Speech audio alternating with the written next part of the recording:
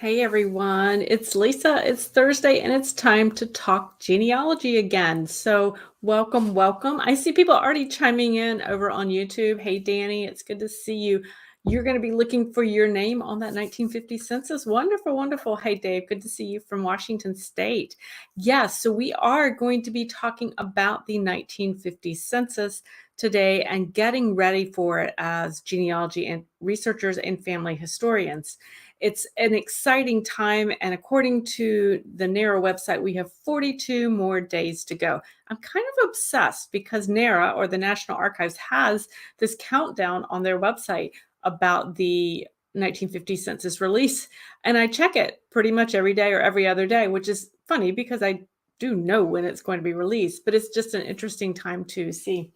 Oh, I don't know if you guys can hear that. So, you guys, I have a new addition in the house. So, I adopted a very sweet cat over the weekend, and she is voicing her, I don't know if it's pleasure or displeasure at this point. We're still getting to know each other. So, if you hear the meowing on the through the microphone, that's Cora, my brand new cat. She's 3 years old and such a sweetie.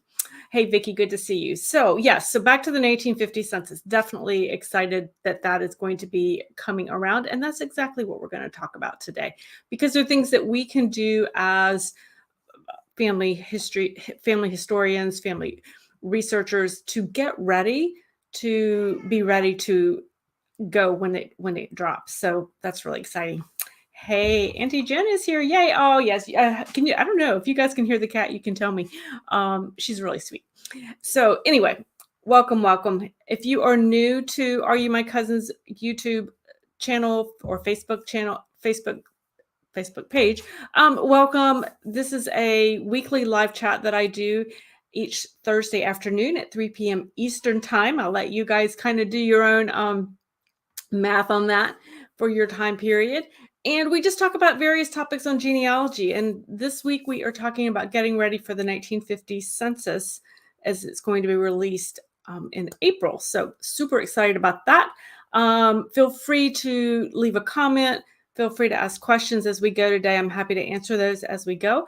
And I'm unfortunately, my partner over here, Cora, the cat, cannot read the comments. So if I miss one, just pop it back in. I'll make sure it'll float it back up to the top for me.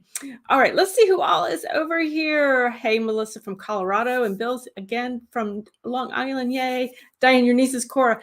I know I actually didn't name her. My cat actually came with that name because I did adopt her from the shelter. So, and I just couldn't change her name. Hey, Flo. Linda's from Florida. Judy, oh, you're a newbie here. Wonderful. I'm so glad that you are joining us. And again, we are very casual here, so feel free to ask questions if you want to. So we're glad to have you here from Washington State. Hey, Catherine, good to see you again. Oh, severe thunderstorm warning. Yeah, I hope it's okay for you guys. We're probably going to be getting some of that either probably overnight. I think since I'm east of you. Hey, Eric and Melora, show us the cat. You know, I would pick her up and show you the cat, but as I said, she is brand new to the house, has only been here a few days, and she doesn't really like to be actually picked up. She loves to come up and rub my legs. She likes me to pet her, but she doesn't really like me to pick her up just yet. So she's still kind of, but maybe by next week she'll let me do it. I thought she might jump up here. She never comes into the office. That's why I was surprised she was here. Hey, Shelly from Arizona and Susan from Oregon. Yes, ATJ, she's so excited about that release. Yes, I am looking forward to that release of the 1950. You're going to be looking for your family in St. Louis. Wonderful, wonderful. Yeah, where are you? Who are you guys going to be looking for in that 1950 census as it comes out? I know some of you had said you're looking for yourselves. Some are looking for family.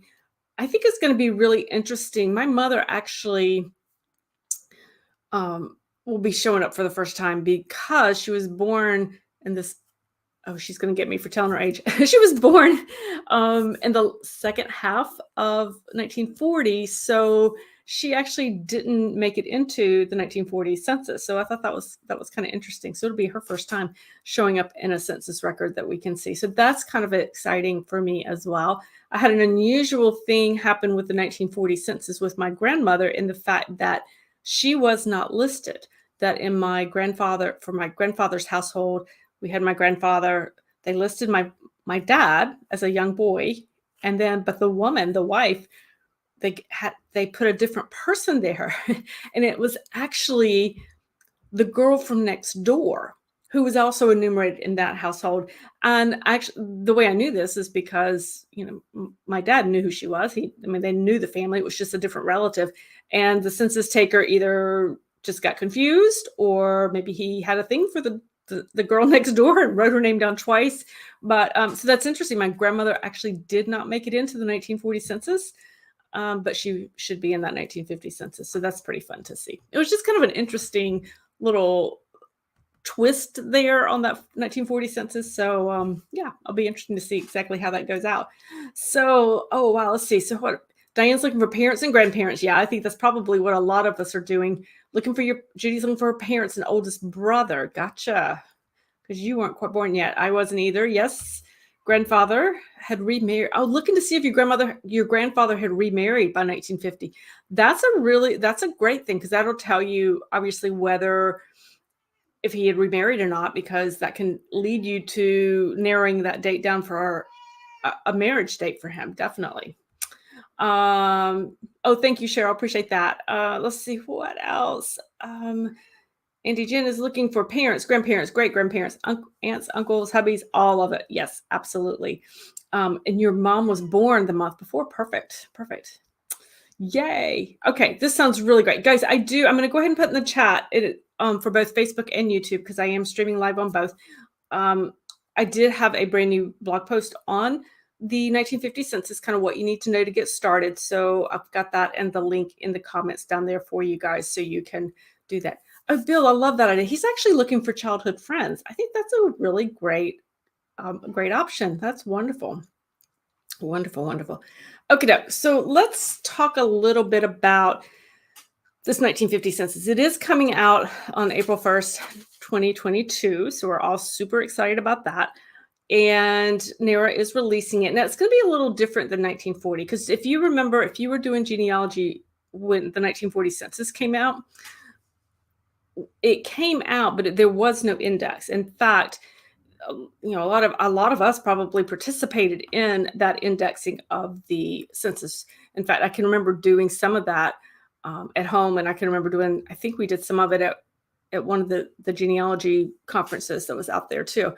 So, but basically we created that index. So, but this time around, when the 1950 census came out, it will actually have a searchable index. Now, the way they did it, and I honestly am not 100% sure. I don't know as far as all the ins and outs of this, but they used some artificial intelligence for handwriting. And so it was done using artificial intelligence. So when it comes out, it'll be searchable, but it won't necessarily be completely accurate. In fact, I think we can pretty much say it won't be accurate. So what they're doing is they have that, but then Ancestry and Family Search have some things going, and there'll be some volunteer projects to be able for researchers to actually review it and suggest corrections and things like that. So instead of volunteers creating the index, they're actually more or less correcting the index, I guess maybe is the better way to say that. So, but it will be an opportunity. Definitely make sure you keep an eye on my website, on the Facebook page. And because as I see opportunities for us or get more information about that, then I will absolutely make sure that you guys are aware of that and know about it happening then. So definitely want to do that.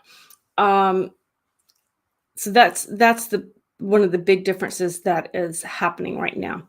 Now, as we start to think about 1950 census and really 1950 in general, it's 10 years. So we had 1940 to 1950, and a lot really, really happened in those 10 years. Obviously, the Second World War, the U.S. fought in the Second World War. So we have a generation that went through a war. We have a post-war America that is beginning to, they've come out of the Depression, they've come through the war, they're starting to hope for the future, have a better hope for the prosperity at this point. And so we can see that reflected in the census. With that, I mean, part of that being the baby boomers, so the baby boomers, I think the baby boom starts, oh, what year was it? 1946, I think is the official start. I did not write that down, but somewhere in there. And so really the 1950 census is the first census where we start to see the beginning, those early baby boomers show up in the census records. So that's kind of an interesting thing as for that. Another interesting part that will actually tie into the 1921 England and Wales census is the fact that we have war brides. So if your ancestor married or brought a war bride home and they were they settled in the US, you're going to find them in that 1950 census, right? But as you research that bride, if she came from England or Wales or somewhere in the UK, you can actually find her and her family most likely in that 1921 census for England and Wales that came out recently. So, if she married in her mid 20s and then got married, and came over to the US, she'll show up in that 1950 census, but she would have been still, if she was in her father's home and her parents' home in 1921 over in England or Wales, then we can find her there.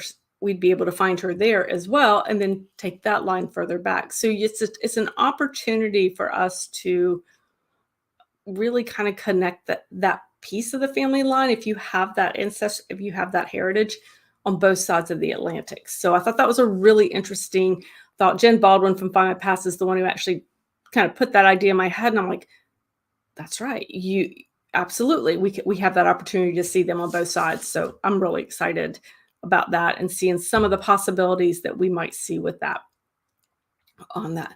So let's see. I already see some questions coming in here. Let's see. Jen said she's been doing research. The year 1940 census was released, and so that's what got you into the research. That's really cool. Judy, will Ancestry be filling the leaf tree with all kinds of hints when that's released? I'm sure eventually. I haven't talked with Ancestry, so I don't know timing on any of that, but I'm sure it will eventually get into their hint system, but how fast that will, I honestly am not real sure for that one. Kay says she was born in May 1950. Do I think she'll be in the census? No, probably not, because that census is the date on it was April 1st. So most likely you will not be in that. Every now and then you'll see a census taker didn't necessarily stick with the strictly to the instructions, but no, I wouldn't expect you to be in there. It's kind of like my mother and the 1940 census. So what else are we thinking about that? So when it comes to the 1950 census, it is actually a little shorter than the 1940 census. So I was like, but whereas on the 1940 census, they would have, the people enumerated, and then at the bottom they would have two lines and where they would have pulled randomly two people from that page to ask more information. And we were all had our fingers crossed that our ancestor was one of those two people, because you could get some extra information about your ancestor that way. Well, in 1950, there are 6. So you have actually only 30 people per page, and then they have 6 of those lines. So you've got a better chance of our ancestors being in one of those 6, what they call sample lines, where they've pulled people out and you get more information about your ancestor. So that's the one that, we're all going to be looking at and hoping that our ancestors will be there. So I'm excited about that. For the most part, the questions don't look that different, I think, from the 1950 census. There are some really interesting questions that they do ask, some of those extra questions for this on the sample lines, where they're asking, did you live in the same house? As the previous year? Did you live in the same county as the previous year? If not, what county were you living in? So that gives us a chance to kind of backtrack our ancestor a little bit. They're asking things such as, did you live on a farm in the past year? Which I thought was a really unique question perhaps to ask, but obviously they're looking for some agricultural statistical information on the population at that point. They were also asking for things on your family's socioeconomic status, which, how much money did they make? How much income do they have in bonds and things like that? And what I want to do, it's impossible to give you all of the questions in this time frame, but I want to, over on the National Archives site, the NARA site, they have a lot of great information on the 1950 census, and I'm going to put in the comments here. This is the link to the 1950 census questions. So this is a link to all the questions that they are asking. Let's see, did it go in? Yeah, it went in. So you'll be able to find it there. And I would really encourage you to go and look at those questions ahead of time. There's also a blank, you can download a blank copy of that 1950 census. And I would encourage you to do that ahead of time. Go ahead and familiarize yourself with the columns and what is being asked, because that way, when you start your search, you'll be able to do your analysis when you find yourself or your ancestor, your friends. When you find them on that record, you'll be very familiar with what is being asked and be able to pull the pertinent information out that you are looking for. So I would definitely encourage you to do that. There's also an interesting post over there on the NARA website. Let me grab that.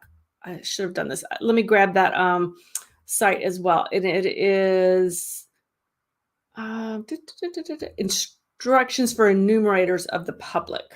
So in other words, it's all the instructions that they gave to the people who were going to be the enumerators. Let me see if I can find it here. And it's a number of things you can flip through, but it will, let's see, is this the right one? Okay, they have urban and rural. So I'm going to send you a link to the main page and you can pull which one you want. They have a rural one and an urban one. And it'll literally tell you, they have like diagrams and drawings, like when you're for the enumerator, so that if you're on a block of the street, this is the order that you should go in, and this is what you should do if nobody's home, and this is what you should do. So it allows you to kind of track the order that they went in, and as well as which is helpful to us as researchers, because we can put together sometimes neighbors. We can kind of understand if we understand how they were supposed to go, we can get a better idea of how that neighborhood was set up. So that might be something to peek at as well. Okie doke. So let me check and see if you guys have any questions over here. Okay, everything looks good. So as you're preparing as we prepare for this 1950 census, again, I want you to make sure that you read up on it and you read those questions. Go into the National Archives website that I put in there and look at the individual questions that they are asking, because that is going to help you with that. Also, go back to your 1940s research. Look at that 1940 census and see where your ancestors were. Because remember, when this comes out initially, the index will not necessarily be, completely accurate. So if you know more about them in 1940 and you either make sure you know who the neighbors were, make sure you know who, where they maybe where they were living, if it tells you what street, then you may be better able to find your ancestors in that 1950 initially, if you know as much information about, the address and the street they lived on and the neighbors, so that you can maybe search that way if you're having trouble finding the names. Something similar happened. You guys may, if you watch the Facebook Live I did with Jen Baldwin when the 1921 census came out for the UK, England and Wales back in January. And I had been so excited. There was a piece of information on my husband's side of the family I was really going for, and I could not find that person's home. And you could actually search by addresses over there. And I couldn't find it by address. I couldn't find it by the person's name. And I could find houses on either side, but I could not find that one. And there was, when I went to her and asked her, she said, basically what happened is it kind of fell into some of these that weren't finished cleaning up the data when they were there was a cleanup process that kind of took place on the back end, and that one just happened to be kind of one of those that it would eventually show up, but that it was still, I guess, being processed. So she was able to help me get a copy. But that was so, that could happen early on, even though it's a different process with the 1950. It may be don't get too rattled if you don't find it right away. In other words, use your other research skills, search by other people, search by the names, other household names, and even street names if they have that option for us. So be sure and do that. But the more you know about that ancestor or those ancestors going into it, by understanding what their community looked like in 1940s, particularly if they were in the same area, they hadn't moved, then the better you'll be able to search in the 1950s. So I would definitely encourage you to take that time and look at it and kind of refamiliarize yourself with what you already know.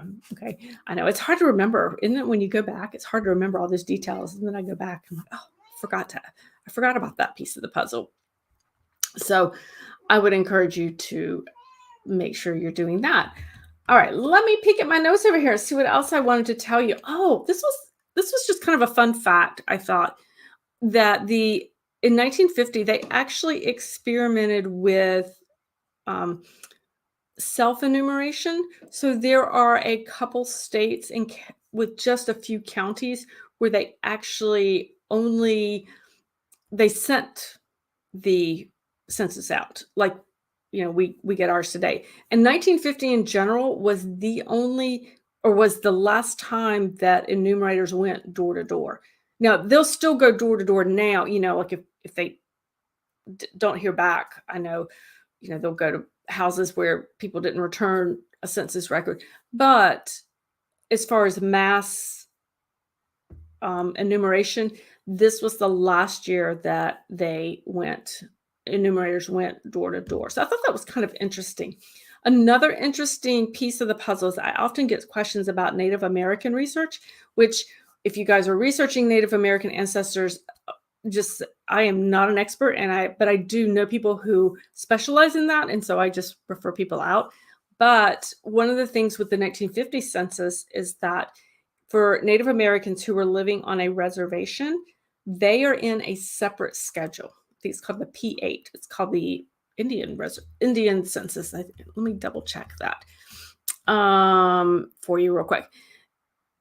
It's the P8 form is what it is. Let's see here. And I'm not seeing it right off I am not seeing it. Oh, let's see, here it is. It's for but if Native Americans were living in the general population, so in other words, not on a reservation, then they were in just the general population form, and that would be the P1, which is that's the main one that we'll be looking at, and most of us will be in. But I thought that was a really interesting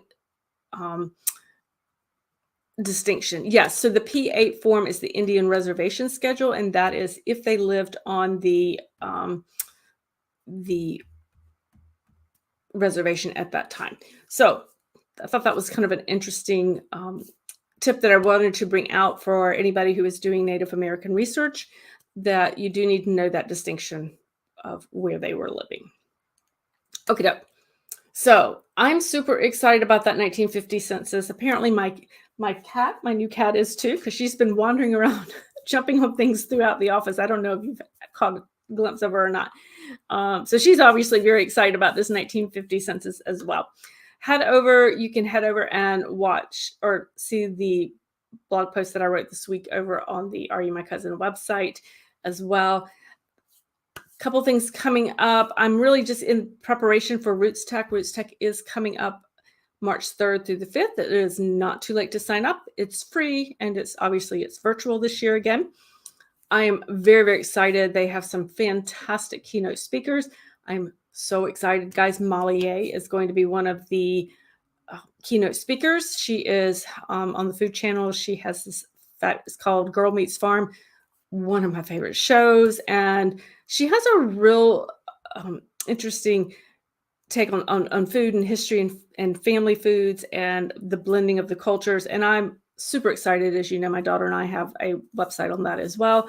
So really excited to explore some of the culinary heritage talks that are going to be happening as well. So definitely want to check that.